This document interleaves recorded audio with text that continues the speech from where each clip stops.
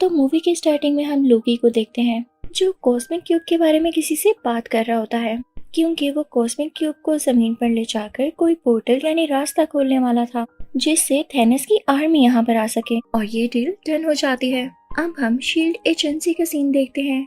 वहीं पर cosmic cube रखा गया था। अब वहीं पर एक हेलीकॉप्टर लैंड करता है जिसमें निक फ्यूरी होते हैं। वो अंदर आकर एक साइंटिस्ट से मिलते हैं तो उनको बताया जाता है कि कॉस्मिक क्यूब में से अजीब तरह की रेडिएशंस निकल रही हैं और कोई नहीं जानता ऐसा क्यों है। तभी वहाँ पर लोकी आ जाता है जो कि कॉस्मिक क्यूब को लेने आया होता है।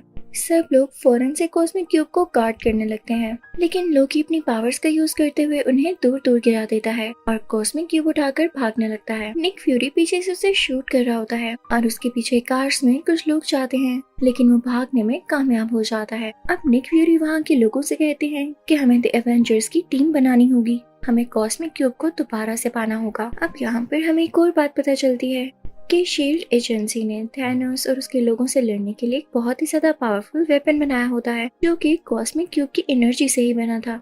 अब निक फ्यूरी सीधा कैप्टन अमेरिका के पास जाते हैं जो कि फर्स्ट एवेंजर है। निक फ्यूरी से सब कुछ बताते हैं कि कॉस्मिक क्यूब को चुरा लिया गया है और उसे वापस लाने में तुम्हारी हेल्प की जरूरत है। दूसरी तरफ हम नताशा को देखते हैं जो कि इंडिया जाकर हल्क को लाती है और उसे कहती है कि तुम्हें कॉस्मिक क्यूब के बारे में काफी नॉलेज है, तो हमें तुम्हारी मदद चाहिए ताकि हम उसको दोबारा से पा सकें। और उधर हम एक एजेंट को देखते हैं जो कि टोनी स्टार्क से इस बारे में बात करता है और अब ये भी एवेंजर्स की टीम में शामिल हो जाता है। अब उसी एजेंट को हम प्लेन में कैप्टन अमेरिका के साथ देखते हैं। वो उसे कहता है कि आपका काम बहुत अच्छा है और मैं इसको एडमायर करता हूँ। अब प्लेन लैंड हो जाता है और कैप्टन अमेरिका मिलता है हल्क और नताशा से। वो लोग एक दूसरे से मिलकर बहुत ज्यादा खुश होते हैं। अब वो लोग एक बहरी जहाज पर बैठ जाते हैं, लेकिन कुछ ही देर में वो बहरी जहाज उड़ने लगता है, यानी वो एक फ्लाइंग क्राफ्ट था। और फिर उसके बाद निक फ्यूरी एक होलोग्राम क्रिएट करते हुए उसको इनविजिबल कर देते हैं। उधर हम लोकी को शील्ड की उन्हीं दो लोगों के साथ देखते हैं। उन लोगों में बात चल रही होती है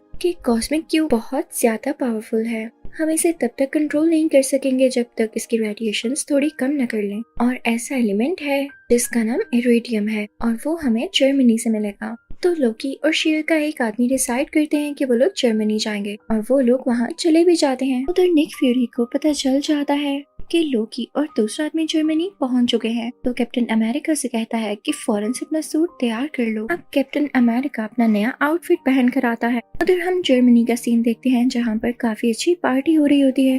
वहाँ पर वहाँ के कमांडर भी होते हैं। तो तभी वहाँ पर एंट्री होती है लोकी की, जो अपनी स्टिक से सबको मारता जाता है और कमांडर को गले से पकड़ते हुए एक जगह पर लेटाता है और उसकी आंख का होलोग्राम स्कैन करता है और उसे अपने साथी तक भेज देता है। और ऐसा उसने इसलिए किया ताकि कमांडर की आंख को स्कैन करते हुए उसका साथी इरेडियम को हासिल कर ले। उसका साथी जल्दी ऐसा कर लेता है, वहाँ से चला जाता है, लेकिन लोकी इधर ही होता है क्योंकि वो चाहता था कि वो सब लोगों के सामने अपनी पावर दिखाए और सब लोग उसे स्ट्रॉन्ग समझें और उसके बाद वो इन पर रूल कर सके। लोकी उन सब से कहता है कि मेरे सामने झुक जाओ, लेकिन तभी क्राउड में से एक बूढ़ा आदमी बोलता है कि हम तुम्हारे सामने कभी भी नहीं झुकेंगे। तो लोकी अपनी मैजिक स्टिक से कुछ एनर्जी निकालता है और उस पर फेंकता है, लेकिन इससे पहले कि वो उस बूढ़े आदमी को टच होती और वो मारा जाता, कैप्टन अमेरिका वहाँ पर पहुंचकर अपनी शील्ड आगे कर देता है, जिससे वो बूढ़ा आदमी बच जाता है। वहाँ पर कैप्टन अमेरिका लोकी से कहता है कि तुम्हारी भूल है कि ये लोग तुम्हारे सामने झुकेंगे। सब जानते हैं कि तुम कैसे हो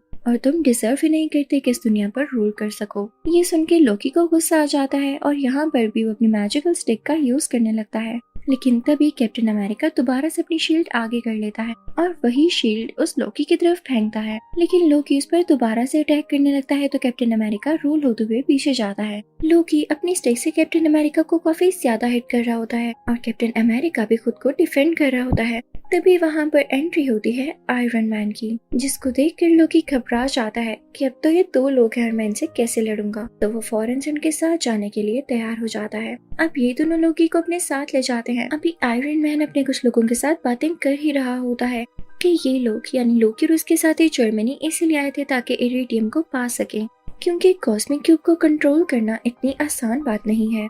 और सिर्फ यही नहीं, उसको एक्टिवेट करने के लिए या उसको यूज करने के लिए इन्हें बहुत सारे टेम्परेचर की जरूरत है और इतना टेम्परेचर उनको जर्मनी में मौजूद एक टावर पर मिलेगा। दूसरी तरफ हम लोकी को देखते हैं जो कि यूं ही नहीं सरेंडर करके इस एयरक्राफ्ट में आया होता, बल्कि इसके पीछे भी उसकी बहुत बड़ी प्लानिंग होती है। वो इनफैक्ट इनकी एयरक्राफ्ट को डिस्ट्रॉय करने आया था ताकि एवेंजर्स के हाथ में कुछ भी ना रहे और वो यहाँ से सेफली एस्केप कर जाए। वो अपने साथी को ऑर्डर्स देता है, वो भी अपने साथियों को लेके इस एयरक्राफ्ट के पास एक और प्लेन में आ जाता है और फिर इस एयरक्राफ्ट के इंजन में एरो मारता है जिससे उसमें आग लगने लगती है। इसकी वजह से पूरा का पूरा एयरक्राफ्ट नीचे गिरने लगता है, लेकिन आयरन मैन जाकर उस इंजन को संभालता है और उसे दोबारा से ऊपर करने की कोशिश करता है, जो कि बहुत हार्ड काम था। अब लोकी के साथ ही उस जगह जाते हैं जहाँ पर लोकी कैद था। उसका दरवाजा खोलकर उसे फ्री करवाने लगते हैं कि तभी वहाँ पर थोर आ जाता है। अब थोर उसी दरवाजे को तोड़ता हुआ अंदर जाता है, लेकिन लोकी फौरन से वहाँ पर आ जाता है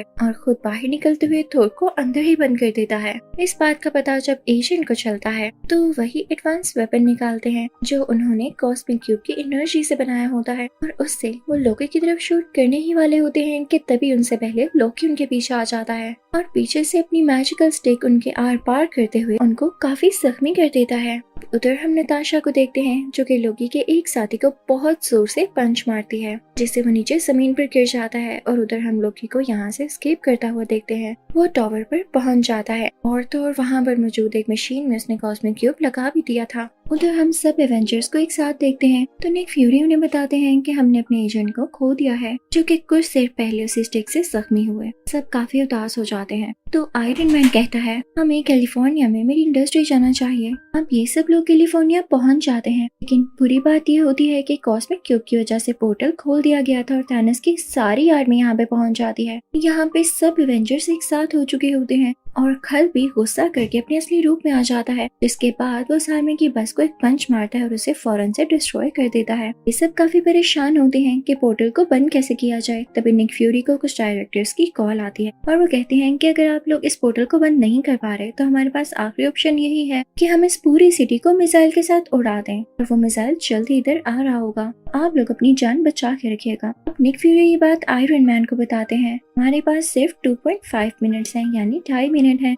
इसी में या तो हमें पोर्टल को बंद करना होगा या उसके बाद मिसाइल आने पर उसे रोकना होगा। नताशा काफी घबरा जाती है और लोकी की मैजिकल स्टिक लेकर उस पोर्टल के पास पहुंचती है और उसमें से काफी सारी एनर्जी निकालते हुए उस पोर्टल को बंद करने की कोशिश करती है। लेकिन तभी आयरन मैन उसे कहता है कि रुको, मेरे पास एक और आइडिया है। मेरे पास भी एक मिसाइल है जिसे मैं उस जगह पर फेंकूंगा जहाँ पर थैनोस के लोग हैं। और वह मिसाइल लेकर उस जगह पहुंच ही जाता है और उस जगह को डिस्ट्रॉय कर देता है, लेकिन काफी टाइम हो जाता है, वो वहाँ से नहीं लौटता। तो कैप्टन अमेरिका नताशा से कहता है कि हमारे पास और टाइम नहीं है, हमें पोर्टल बंद करना होगा वरना हम सब भी डिस्ट्रॉय हो जाएंगे, मारे जाएंगे। नताशा उस पोर्टल को बंद करने लगती है। आयरन मैन भी उसी पोर्टल में था और सब काफी दुखी थे क्योंकि ये नहीं जानते थे कि अब आगे क्या होने वाला है। पोर्टल को बंद ना किया तो इन पर मिसाइल गिरा दिया जाएगा, अगर पोर्टल को बंद कर दिया तो आयरन मैन अंदर ही रह जाएगा। लेकिन तभी उस पोर्टल में से आयरन मैन नीचे की तरफ आता है, यानी इस दुनिया पर गिरता है। सब लोग बहुत खुश हो जाते हैं। उन्होंने थैनोस की कम्युनिटी को भी तबाह कर दिया था और उनका दोस्त भी वापस आ चुका था, तो सब उन लोगों को काफी अप्रिशिएट करते हैं। अभी सब एवेंजर्स मिलकर उसी टावर तक जाते हैं, यहाँ पर लोकी को पकड़ लिया जाता है। फिर हम देखते हैं कि थोर लोकी को लेता है और साथ कॉस्मिक क्यूब को भी। उसे अपने साथ लेकर अपने रहने की जगह यानी एस्गार्ड तक पहुंच जाता है, जो कि हमने मूवी थोर में भी देखा था। तो इस मूवी एवेंजर्स के पार्ट 1 के एंडिंग सीन में हम देखते हैं कि एक आदमी थैनोस से कह रहा होता है, जमीन के लोग बहुत पावरफुल हैं, हम इनसे लड़ने के लिए और ज्यादा स्ट्रॉन्ग होना होगा। तभी यहाँ पर थैनोस एक स्माइल पास करता है, यानी उस चीज के लिए भी तैयार है।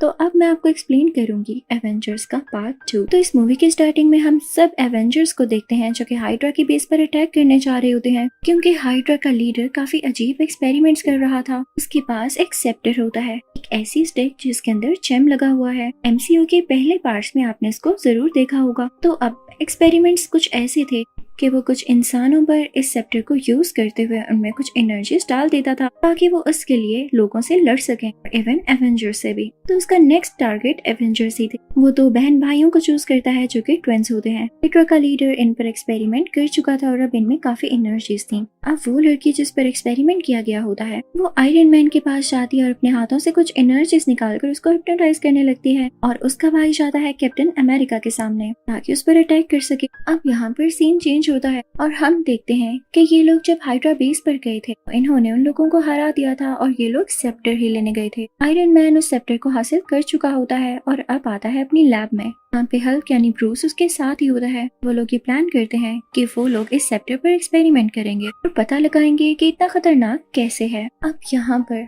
आयरन मैन और हल्क को बहुत ही खास बात पता चलती है कि इस स्टिक में जो जेम लगा हुआ है वो खुद सोच समझ सकता है, यानी उसमें सोचने की एबिलिटी है, यानी वो खुद ही पावर और एनर्जी जनरेट कर सकता है। तो आयरन मैन और हल्क फौरन से उसके इर्द गिर्द एक डिफेंस लेयर बनाते हैं ताकि वो वहाँ की चीजों को स्कैन न कर सके और ना ही कुछ डैमेज दे सके। लेकिन उन लोगों का ये प्लान फेल हो जाता है क्योंकि ये एनर्जी पहले ही बाकी इलेक्ट्रॉनिक्स तक पहुंच चुकी थी और उन्हें स्कैन करने लगती है।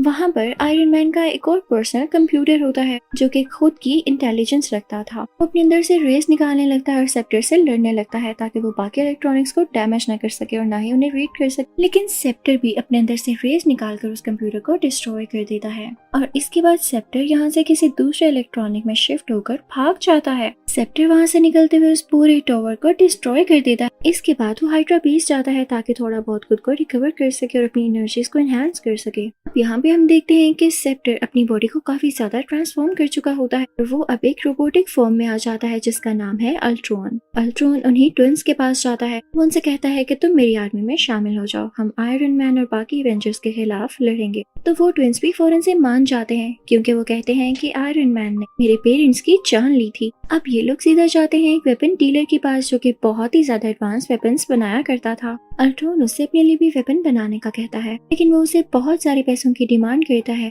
अब अल्ट्रॉन के पास ये पावर थी कि वो किसी भी अकाउंट से पैसे निकाल कर इसके अकाउंट में ट्रांसफर कर सकता था, तो वो अभी भी ऐसे ही करता है। और वो जो चीज होती है उसका नाम वाइब्रेनियम होता है, वही मेटल जिससे कैप्टन अमेरिका की शील्ड बनाई गई है और ये बहुत ज्यादा स्ट्रॉन्ग है। अब ये दोनों ट्विंस पहुंच जाते हैं एवेंजर्स के पास क्योंकि अब ये दोनों काफी ज्यादा स्ट्रॉन्ग थे और इनमें टेलीकाइनेटिक पावर्स भी थी जिनसे ये दूसरों लोगों के माइंड को कंट्रोल कर सकते थे। तो ये जाकर हल्क के माइंड को कंट्रोल कर लेते हैं और उसमें ये फीड कर देते हैं कि तुम्हें तुम्हारी अपनी टीम ही मारना चाहती है। तो वो गुस्से में आ जाता है और इनसिक्योर भी फील करने लगता है, तो वो अपनी ही टीम को खत्म करने के लिए आगे बढ़ता है। अब हल्क क्योंकि बहुत ज्यादा पावरफुल था तो आयरन मैन भी अपना नया सूट पहन आता है जो कि उसने पहले से तैयार कर रखा था और ये सिर्फ और सिर्फ हल्क को कंट्रोल करने के लिए था क्योंकि उसने सब कुछ फोर्स ही कर लिया था, यानी वो पहले से जान चुका था कि हल्क एक न एक दिन ऐसा जरूर करेगा क्योंकि उसके दिमाग में ये चीज फीड कर दी जाएगी। अब यहाँ पर उन दोनों में काफी हैवी फाइट स्टार्ट होती है। हल्क यहाँ पर एक गाड़ी उठाकर आयरन मैन की तरफ फेंकता है जो कि सीधा उसे हिट करती है।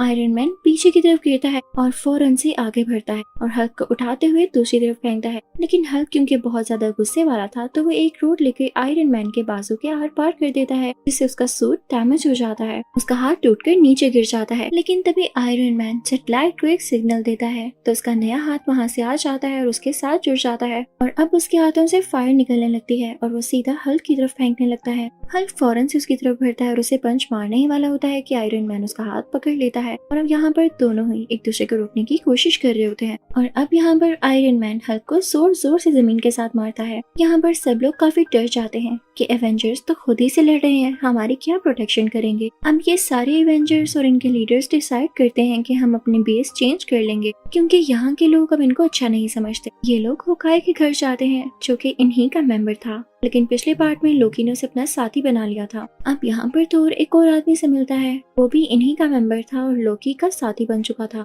जो उसे अपने पर किए गए अटैक के बारे में बताता है जो कि उन्हीं ट्विंस में से एक लड़की ने किया था। नेक्स्ट सीन में हम कोरिया को देखते हैं। वहाँ पर अल्ट्रॉन जाता है और एक लड़की से मिलता है। अल्ट्रॉन क्योंकि उसे जेम की पावर से बना होता है तो वो चाहता था कि उसी जेम को एक बार दोबारा से यूज करके उसे वाइब्रेनियम के साथ मिलाकर और ज्यादा स्ट्रॉन्ग किया जाए। तो उस लेडी से कहता है कि तुम मेरी इस काम में मदद करो। लेकिन तभी वहाँ पर उन ट्विन बहन भाइयों में से लड़की उसका माइंड रीड कर लेती है तो उसे पता चलता है कि ये उसी सेप्टर को दोबारा से वाइब्रेनियम के साथ मिलाकर अपने लिए एक बहुत पावरफुल वेपन तैयार करना चाहता है ताकि इससे ये सब इंसानों को मार सके और यहाँ पर रूल कर सके। तो उसे ये बात बिल्कुल अच्छी नहीं लगती क्योंकि वो खुद भी एक इंसान थी। वो काफी रोने लगती है। अल्ट्रॉन से कहती है कि हमें तो ये लगता था कि तुम आयरन मैन के अगेंस्ट हो, लेकिन तुम तो पूरी दुनिया को खत्म करना चाहते हो, तो सॉरी, इस काम में हम तुम्हारी कोई हेल्प नहीं करेंगे। तभी वहाँ पर एंट्री होती है कैप्टन अमेरिका, नताशा और होकाई की। वो लोग वहाँ से कोई सिंथेटिक बॉडी लेने आए थे। नताशा प्लेन का दरवाजा खोलती है जिसे सिंथेटिक बॉडी वो लोग हासिल कर लेते हैं। अब ये लोग बेस पर आते हैं जहाँ पर आयरन मैन उसको यूज करते हुए अपना कंप्यूटर वापस लाने की कोशिश करता है।